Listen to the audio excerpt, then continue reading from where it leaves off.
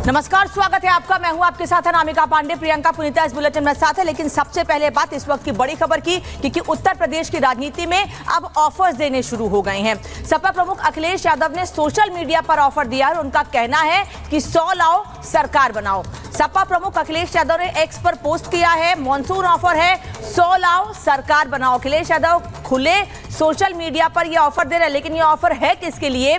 क्या ये ऑफर सीधे सीधे भारतीय जनता पार्टी के उन नेताओं के लिए है जो लगातार सवाल खड़े कर रहे हैं और बार बार ये कह रहे हैं कि संगठन ज्यादा बड़ा है सरकार से? क्योंकि अखिलेश यादव ने सोशल मीडिया पर जो लिखा है उस पर राजनीति और गर्म हो गई है। हालांकि अखिलेश यादव ने कल जो कुछ कहा था उस पर केशव प्रसाद मौर्य ने पलटवार किया था और उनका कहना था कि ये सपना ही रह जाएगा अखिलेश यादव का उत्तर प्रदेश में सरकार बनाना, क्योंकि भारतीय जनता पार्टी की सरकार केंद्र में भी मजबूत है और राज्य में भी मजबूत है। लेकिन इस बीच लगातार अखिलेश यादव भारतीय जनता पार्टी पर हमलावर है, तंज कस रहे हैं और पहले कहते हैं कि पार्टी में सब कुछ ठीक नहीं है, बड़े नेता नाराज चल रहे हैं। कल बाकायदा प्रेस कॉन्फ्रेंस करके कहा, सोशल मीडिया पर लिखा।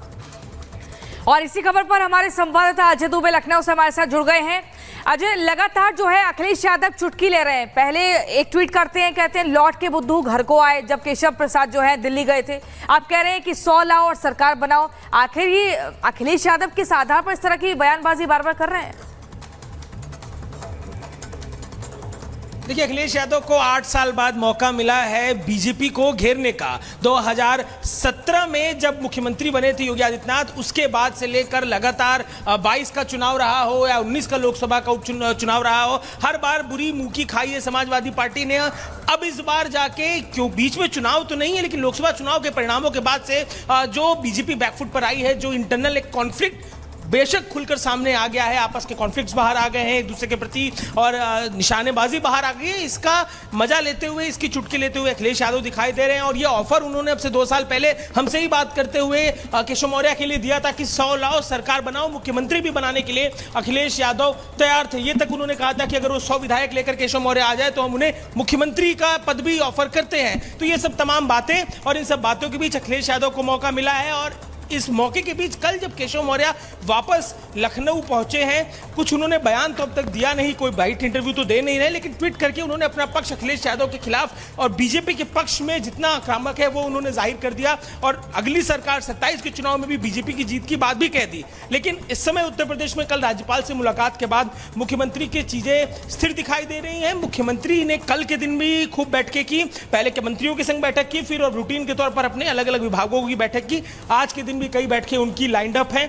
उत्तर प्रदेश में मानसून से लेकर और अलग अलग विभागों की जो बैठकें होती हैं वो लाइंड अप है, जिसे मुख्यमंत्री कर रहे हैं, जिसके प्रस्ताव हैं, उनकी तैयारियां हैं। लेकिन महत्वपूर्ण बात यह है कि अखिलेश यादव को 8 साल के लंबे अंतराल के बाद बीजेपी को घेरने का, मुख्यमंत्री को घेरने का अवसर मिला है, जिसको लेकर चूकते हुए नहीं दिखाई दे रहे हैं। ठीक है, बने रहिए आप। और राघवेंद्र भी हमारे साथ जुड़ चुके हैं। राघवेंद्र, अखिलेश यादव का जो ये पोस्ट सामने आया है, एक के बाद एक ट्वीट वो जिस तरीके से कर रहे हैं, इसे क्या समझा जाए? क्या ये बौखलाहट है अखिलेश यादव की या फिर कुछ और?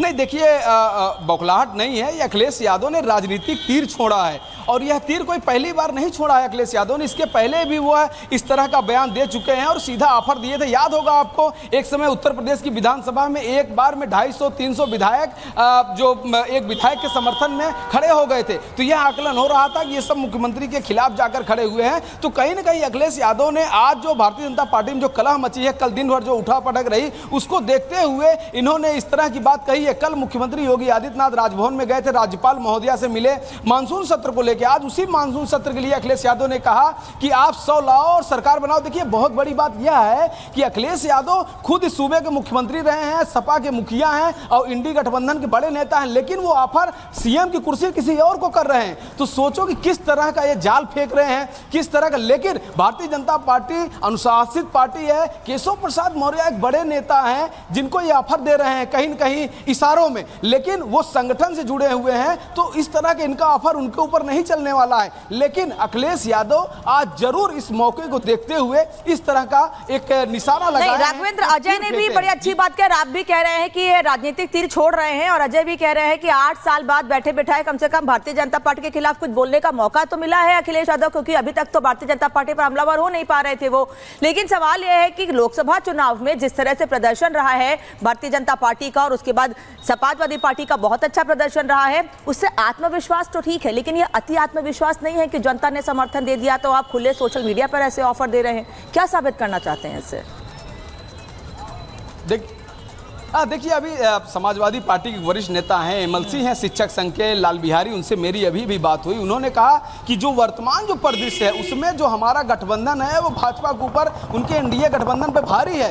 इससे वो कहा जा सकता है कि जो आने वाले जो उपचुनाव हैं उसको वो भारी संख्या में जीत करके आएंगे, भले कुछ भी भाजपा या एनडीए के लोग कह रहे हों। लेकिन वर्तमान स्थिति को देखते हुए इस तरह का बयान उन्होंने दिया और उन्होंने यह भी, लाल बिहारी ने यह भी कहा कि सिर्फ ये पहली बार ऑफर नहीं दिए अखिलेश जी, इसके पहले भी ऑफर दे चुके हैं। तो कहीं न कहीं आपको याद होगा कि पिछली बार जब ऑफर दिए थे नाम लेकर दिए थे और इस बार ऑफर जो दिए हैं इशारों में दिए हैं। तो इशारा सब समझ रहे हैं कि इशारा कहाँ जा रहा है, किस ओर जा रहा है। लेकिन आने वाले समय में इससे पता चल सकता है कि मानसून सत्र होना है, लेकिन गर्मी अभी से बढ़ गई है। और मानसून सत्र में आप एनडीए और या क्या ये कहें जो इंडी गठबंधन है यानी जो पीडीए है अखिलेश यादव का, इसकी गर्मी आपको विधानसभा मानसून सत्र में जरूर देखने को मिलेगी। बिल्कुल राघवेंद्र और अजय, आप दोनों हमारे साथ बने हुए हैं, बहुत ही महत्वपूर्ण जानकारी भी दे रहे हैं। सियासी समीकरण जो बने हुए हैं उत्तर प्रदेश की राजनीति में जो हलचल है उसको लेकर क्या कुछ कयासबाजी हो रही है, इसको लेकर लगातार आप बता रहे हैं। लेकिन अपने दर्शकों को बता दें, अखिलेश यादव जो लगातार ट्वीट कर रहे हैं वो ऐसा लग रहा है जैसे कोई कपड़ों की सेल हो और कह रहे हैं 100 लाख और सरकार बना दो। इसी बीच अगली खबर अब आपको बताएंगे मुजफ्फरनगर से, जहां पर प्रशासन के आदेश पर अखिलेश का एक ट्वीट सामने आता है और वो कहते हैं गुड्डू मुन्ना छोटू नाम से क्या पता चलेगा, मामले पर कोर्ट स्वतः संज्ञान ले। अखिलेश यादव का कहना है ऐसे आदेश सामाजिक अपराध के तौर पर देखे जाते हैं, ऐसे आदेश सौहार्द के शांतिपूर्ण वातावरण को बिगाड़ते हैं। तो ये बड़ी खबर आपको बता रहे हैं, अखिलेश यादव ने ट्वीट करके कहा है कि कोर्ट इसमें स्वतः संज्ञान ले।